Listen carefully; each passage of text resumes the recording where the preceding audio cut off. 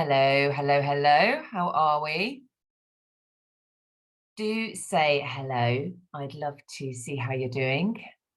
Check in. Let me know how you are. Where are you tuning in from? And what are you hoping to get from today's session? I'm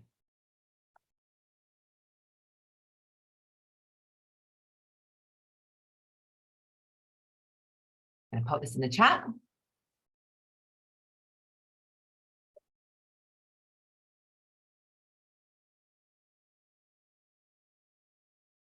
No, we can't see or hear anybody. We're in webinar mode, so don't worry about that.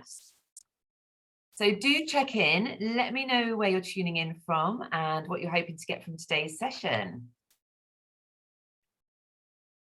Very, very, very big, warm welcome to everybody that's joining us today. Delighted to have you here. Welcome, welcome, welcome. We're just going to give everybody a minute or so. Hi, Alicia. Hello. Argentina. Hi, Sarah.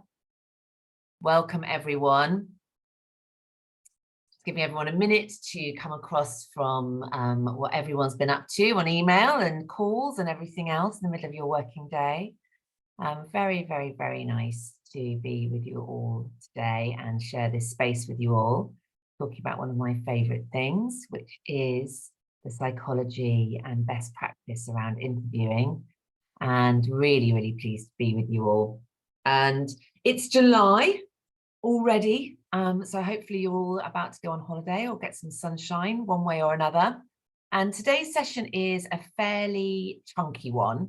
So we may well end up breaking this down into two parts because there is a lot to cover.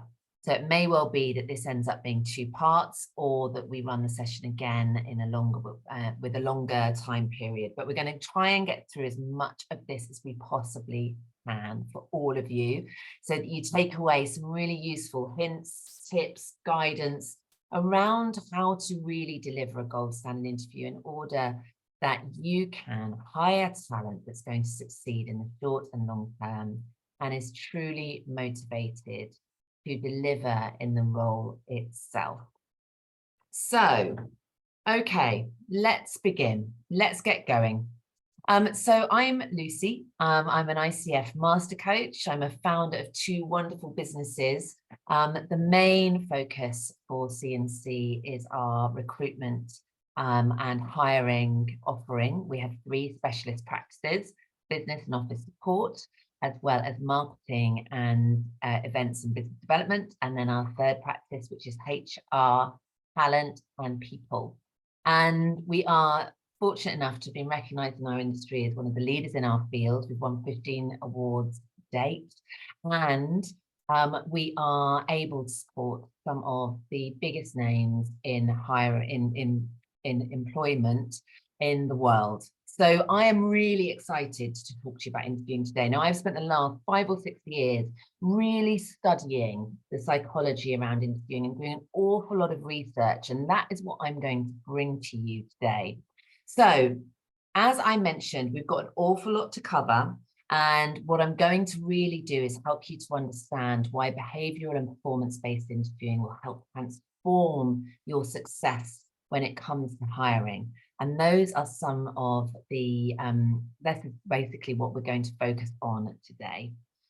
So let's get going, and let's start with talking about why take on behavioural interviewing. What is it that's going to be so different from what you're doing at the moment? And I bet that most of you are conducting unstructured interviews. And these are some of the questions that people ask most frequently in interviews.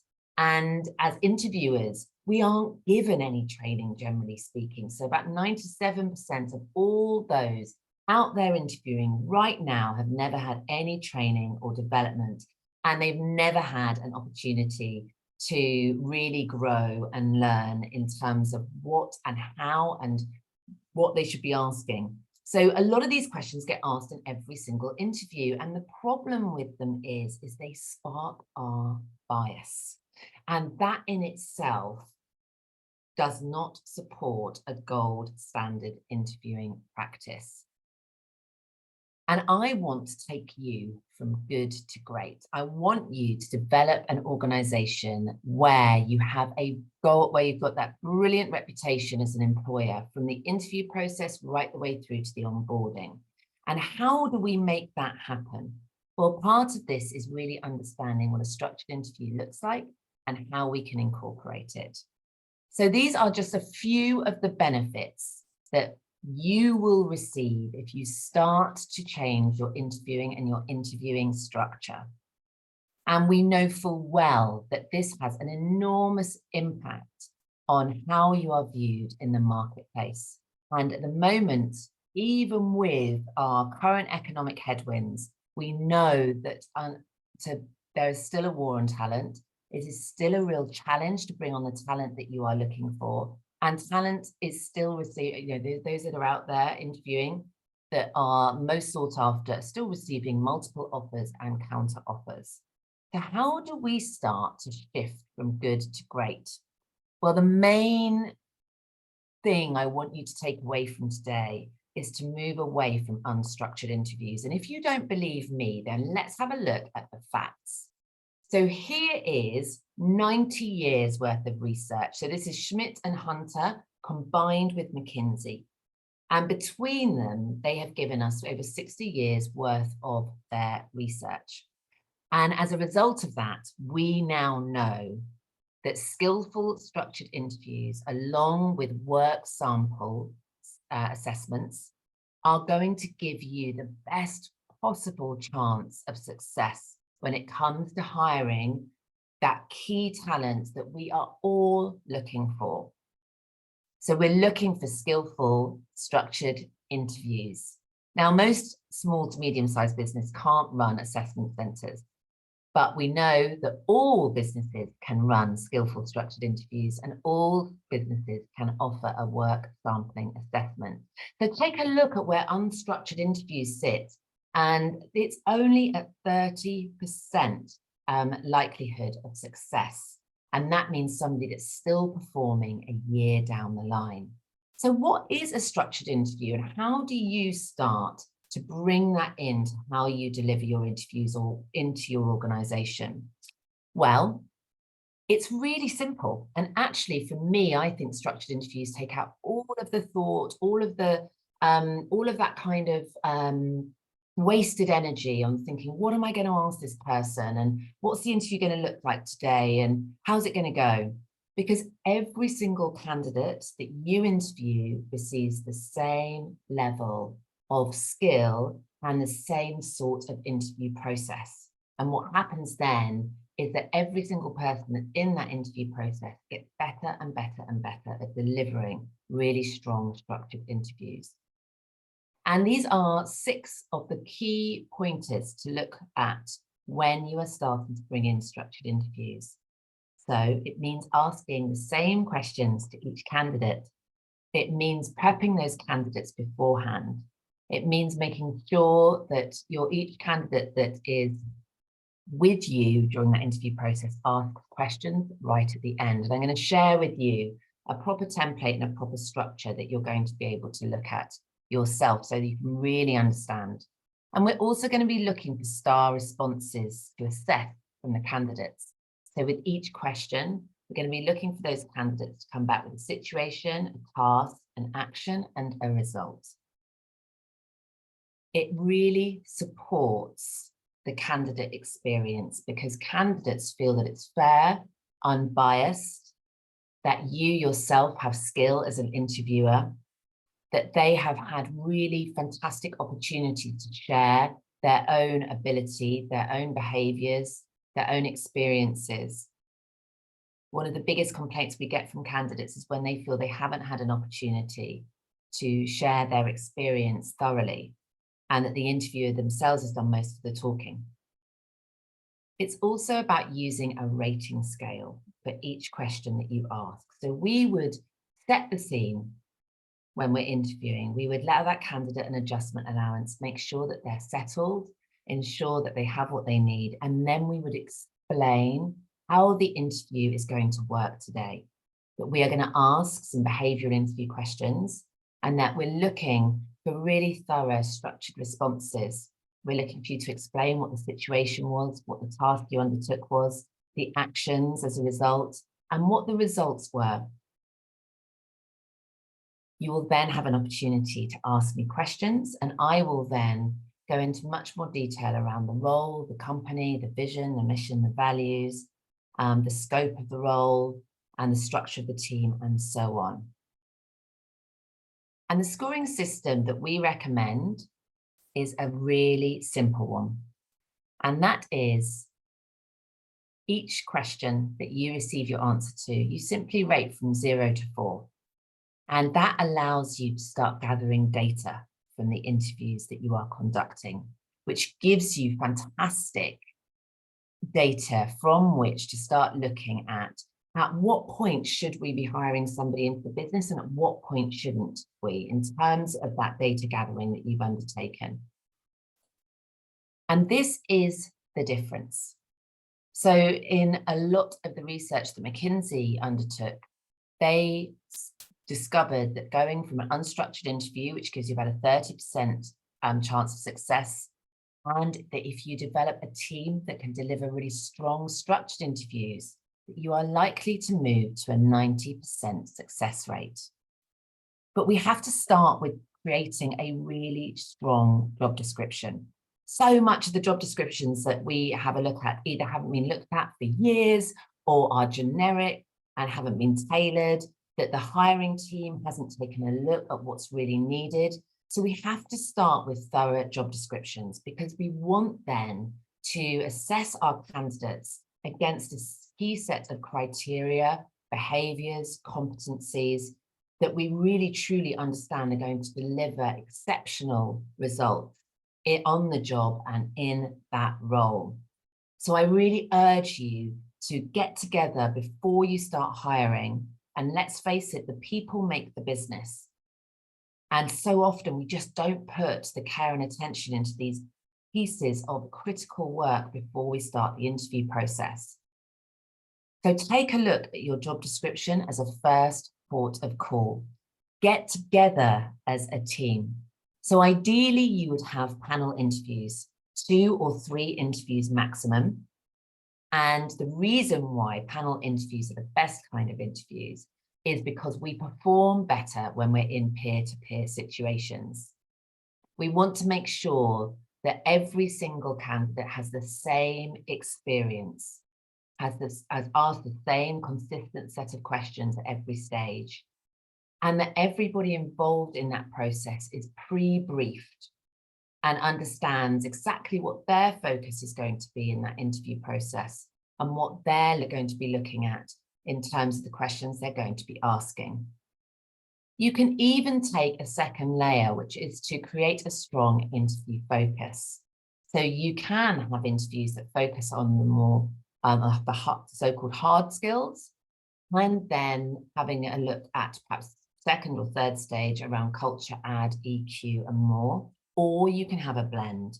But what's most important is that it is consistent. So there's some qualities I wanted to share with you that we should all be looking at, no matter what the level, no matter what the role.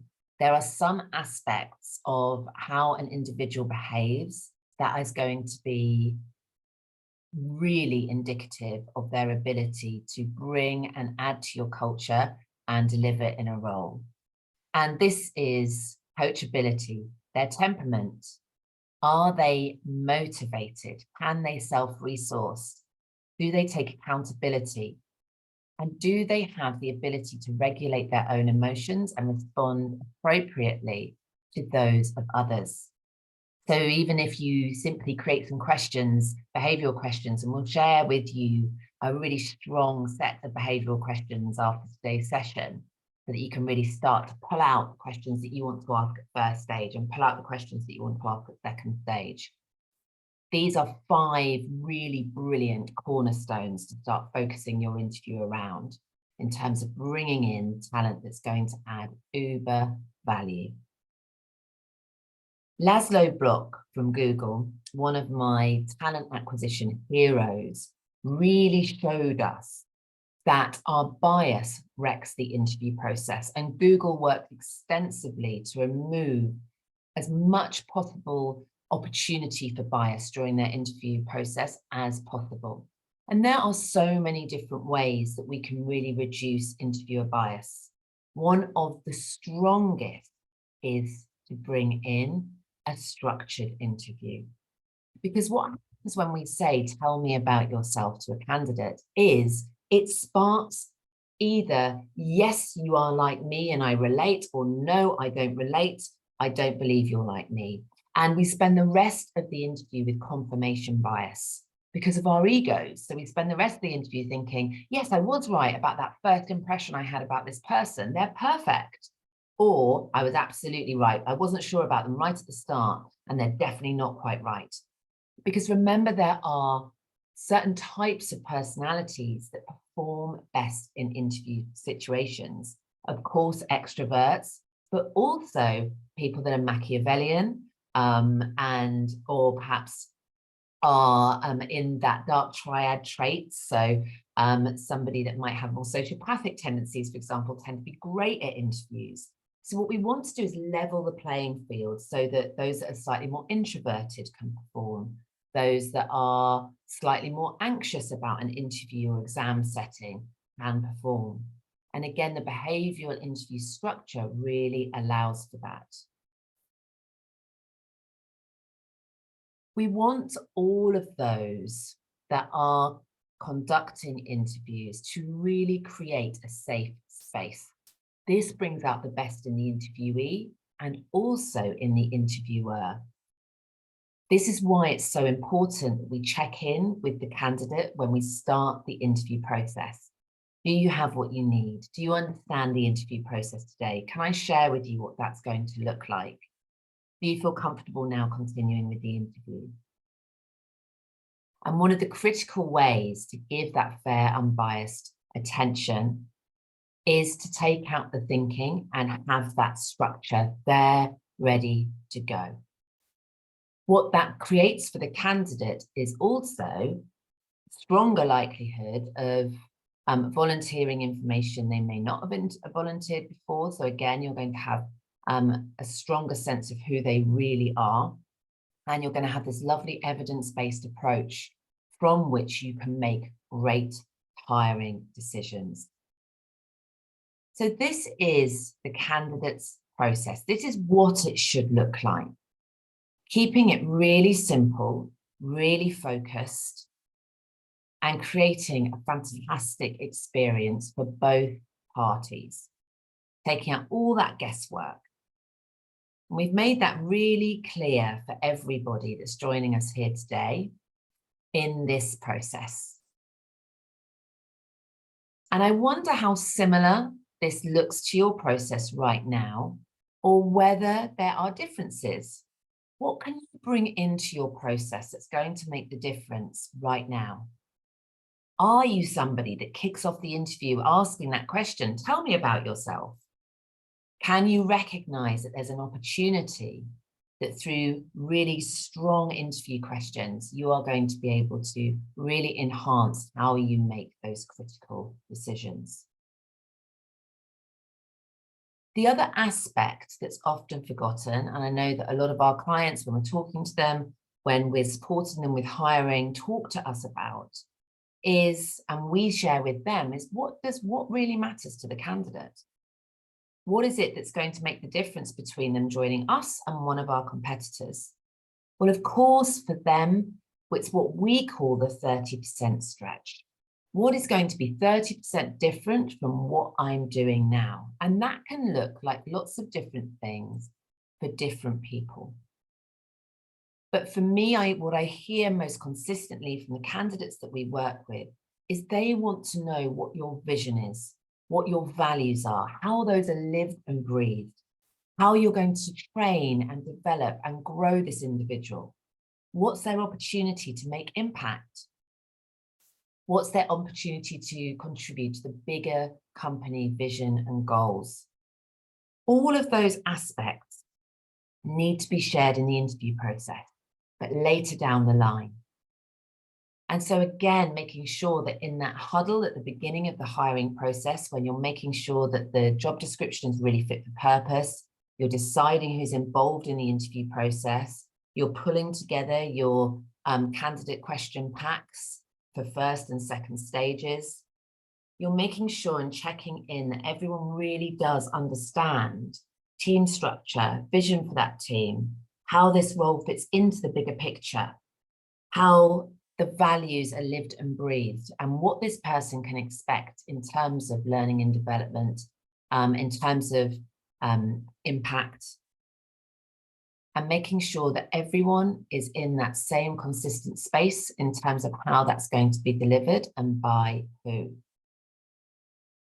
This is going to make a huge difference, because we know that from a survey of around 10,000 companies in the UK, only 19% have any specific structure attached to their interview process, and only 13% of those delivered that with the excellence that an interview process deserves if we're going to bring in the best possible talent that's capable of delivering, not just now, but in a year down the line, because it really does take skill.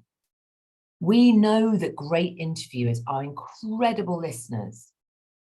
They're really aware and self-aware of body language. They are able to be completely present. And a lot of these skills are actually coaching skills, being able to create an absolute bubble in the interview between you and the other person. Somebody that is able to notice what is being said and what's not being said, prompting where possible, but most importantly, leaving their ego at the door. One of the ways that we talk about, especially when I was going through my own coaching training to become an ICF master coach, was that you need to be able to clear your space, as in your head, before you enter either a coaching or an interview situation, because otherwise we bring in what we've just left behind. So having that 5 minutes beforehand, just to clear your head, to let go of any emails that have just frustrated you, or a project you're just working on, or perhaps you've had an irritable conversation with your partner and you're about to go into an interview. Having that 5 minutes beforehand to prep and self-regulate is really critical. And it makes an enormous difference to the outcome of the interview and to the fairness of the process. One of the ways that we can transition from good to great when it comes to interviewing is around our ability to truly listen to understand rather than listen to respond. And one of these ways that we can do this is in reflecting back the words, reflecting back the thoughts or the feelings that we've just picked up from the candidate that we're interviewing. Can I understand? Have I understood correctly? Even just, okay, I see, or is also really important. And asking yourself all the time, why am I talking? Is now the right time to be talking, or should I be listening? The other aspect is really giving those individuals your full and undivided attention. Don't be multitasking, emailing, texting, all the things that candidates are perfectly aware if you're online that you are doing, and us vice versa, right? You can tell in reverse too. That presence and that ability to be fully present is really critical. And if a thought pops into your mind, as it often does when we are when we're interviewing or in any other given situation, just allow it to float away, making sure that you allow that thought just to drift away and you can come back to it later, and getting back into being fully present again with that individual. Because even if they're not the right person, even if they happen not to be the ideal candidate for this particular role, what you really want is for them to be going away and talking about you, the organization, the opportunity in really favorable light. So all of these aspects are going to start to create a real difference in how you're perceived as a future employer and the results that you get. One of the ways when we're training clients that we work with, because we're often asked to go in and give all of their line managers training, on exactly what great looks like when it comes to interviewing is to really understand each individual that's involved in the interview process, and can they translate these aspects. And when we can translate these aspects, again, we are going to be able to really draw in the candidates that we are looking for after we've asked some really great behavioural or performance-related interview questions. And some of those questions look like this. And I can share lots of these with you afterwards. There's tons online. And actually, there is now a slight shift away from behavioural questions to performance-related questions. They're both very similar. And they're both based on the fact that past behaviour is the best predictor of future behaviour. And it's the best demonstration of skill and capability.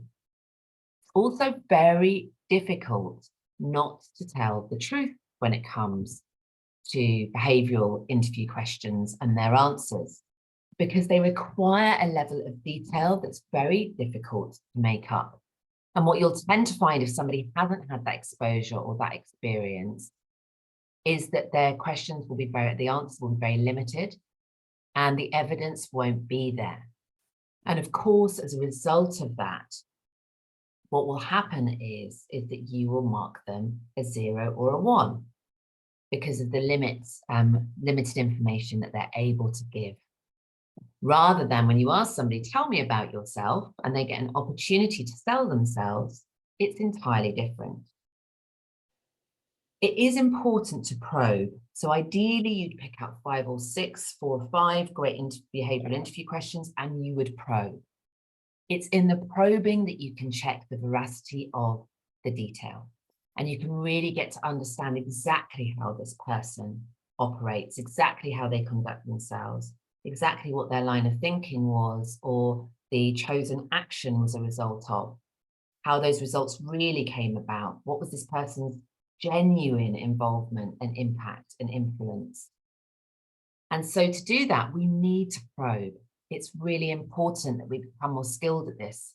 And interestingly enough, again, it's very similar to coaching.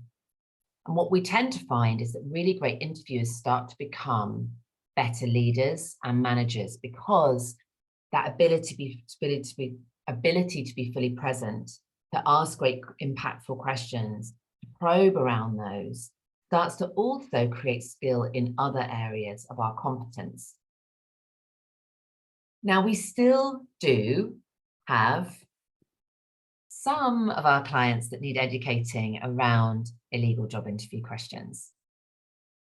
I would urge anybody that hasn't had any interview training in the past to really understand what these look like, and making sure that the questions that you ask are fair, equitable, and not going to take you into areas where you could be seen as in any way infringing protected characteristics, or indeed asking something that is outright illegal.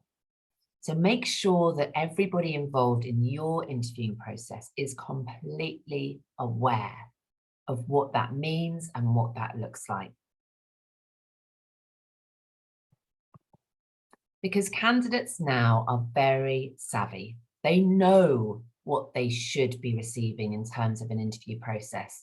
They know that they ought to receive proper feedback from which they can actually build and grow from. They deserve that after all, after that investment in time that they've made. But so often we can find that people are nervous to give thorough feedback, or would rather simply say, oh, the fit wasn't quite right. But for the candidate, in terms of their experience and what they're going to share following on from the interview, we've shortchanged them. So make sure you are being of service. Give that feedback, share some wisdom that will enable that person to grow and develop from the feedback. We understand that feedback is difficult to receive, but we also know, for all of us, I know that some of the best feedback I've ever been given during my career has been the toughest to receive, because from there, I can use that to grow, to learn, to develop, and so can the candidates that are interviewing with you.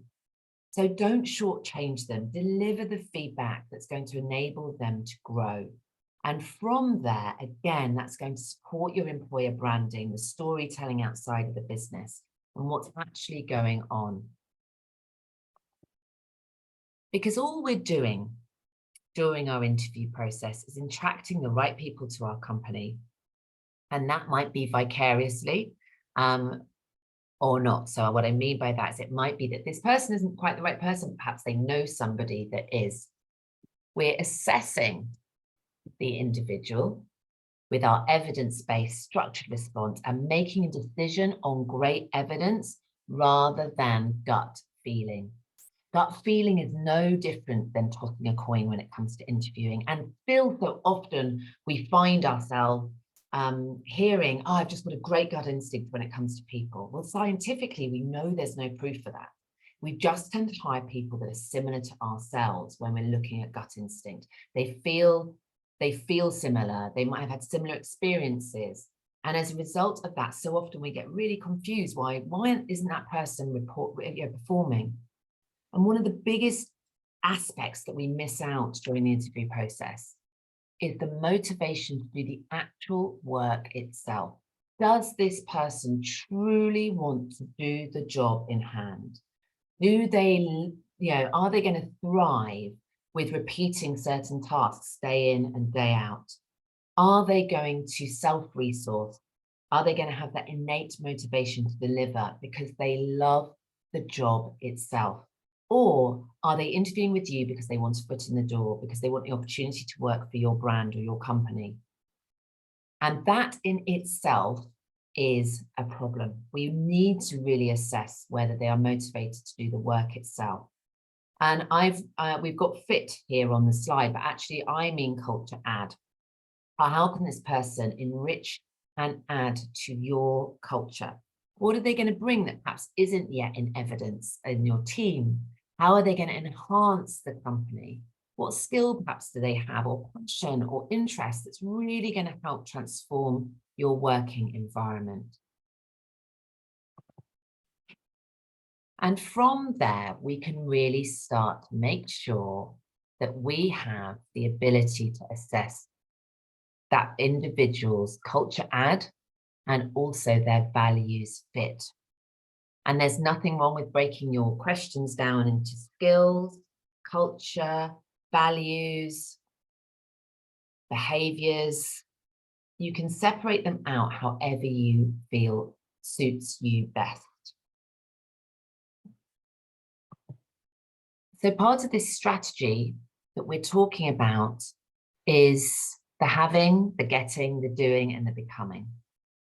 So wrapped and packaged in this structured interview will enable us to, on top of that, to really layer in this incredible and powerful ability to translate what this person is going to be doing, what they're going to be getting, what they're going to be becoming as a result of joining you and your organization. And very little thought is often given to this. Or we use people that are just great at selling the company, but don't have the true skill yet in terms of delivery because it just hasn't been focused on or looked at. So what do we want to watch out for? Well, see, these are some of the aspects of individuals that are big red flags. And these are, for me, what I would really encourage the clients that we're working with to hire for, and when we're assessing the candidates we're going to present, to really look at. Now, some of these are obvious, but sometimes because we're not using structured interviews, we don't get the opportunity to notice these traits in somebody because we're too busy having a chat with them. And in the chat, we stay really quite surface level. And what we really want is to leave with a deep understanding of that person's likely behavior. And if that becomes the driver for the interview, everything starts to shift. And your results will be enormously different as a result. Now, make sure that if questions are coming up for you, we're going to leave a little time at the end that you have the opportunity to ask them. So please do note down any questions that are coming up for you. And normally this is part of a sort of 3-hour training session. So we're literally just skimming through some of the most important aspects of how to change and shift your interview process in order to create the best possible outcome. So what do we need to do? What are the key recommendations? What can you do today? Well, we can share with you after today's session an interview form. So what that structure looks like, we can share with you some key recommendations, and we can share with you the behavioural interview itself. So what we would suggest is making sure that you as a business set up your own interview process.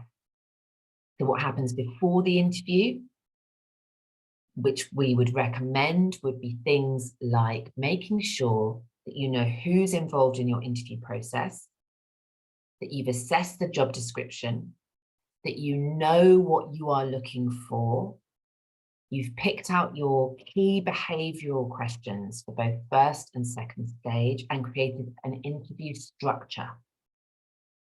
So the welcome and that ability to allow the candidate just to decompress, explaining what the interview process is going to look like for that candidate, moving into an exploration of their recent role, then asking behavioural interview questions with great probes attached, making sure then that you can translate that lovely 30% stretch that we've been talking about, and the vision, the mission, the values, and then inviting questions in from the candidate.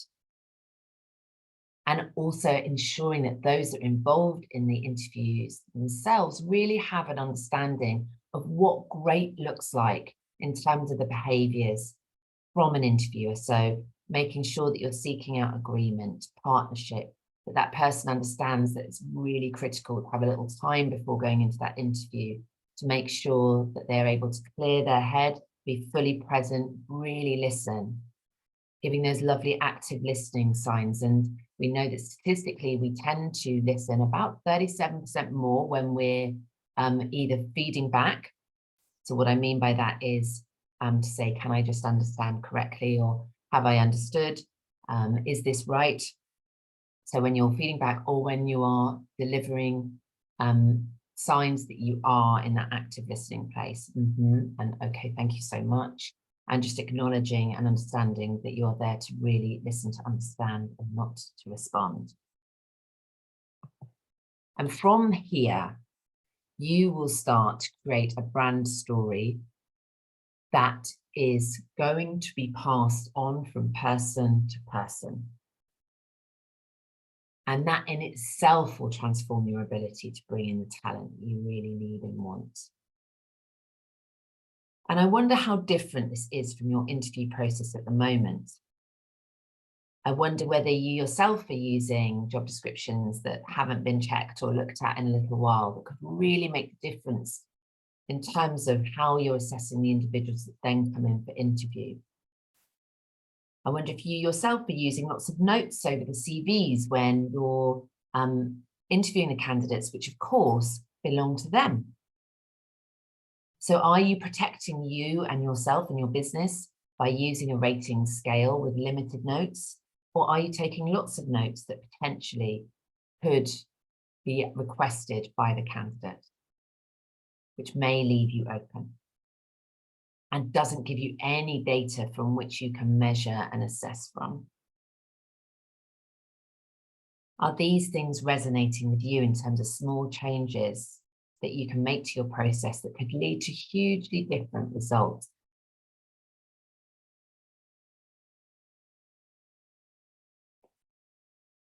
And I'd love to ask if we have any questions. That is a whistle-stop tour in 45 minutes of the highlights of what can make the difference. Now we are, and it may be of use to you, going to be offering this for free for any clients that we're working with in terms of an online training program around interviewing. which we've broken down into steps and stages. And you can reach out to us if that's something you're going to be interested in. And that will really give you an in-depth overview of step by step what each looks like, as well as handouts and lots of great things like that. And we really hope that's going to be of benefit to the clients that we're working with. So I wonder if there's any questions that are coming up for you. Have there been any questions? What are you taking away? What's been useful? Have you had any aha moments? Anything that for you has come up? Let me know. Anything that's come up for you at all at the moment?